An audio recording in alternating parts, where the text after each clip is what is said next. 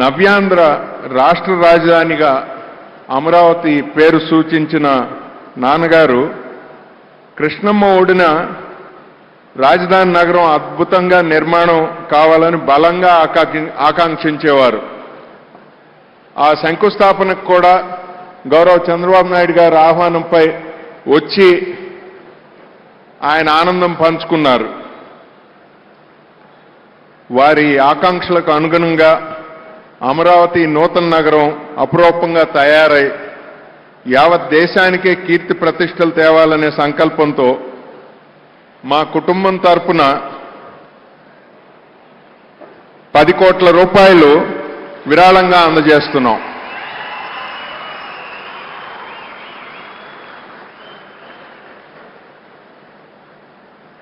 Apart from naming Amaravati, he always looked forward for the overall development of this new city.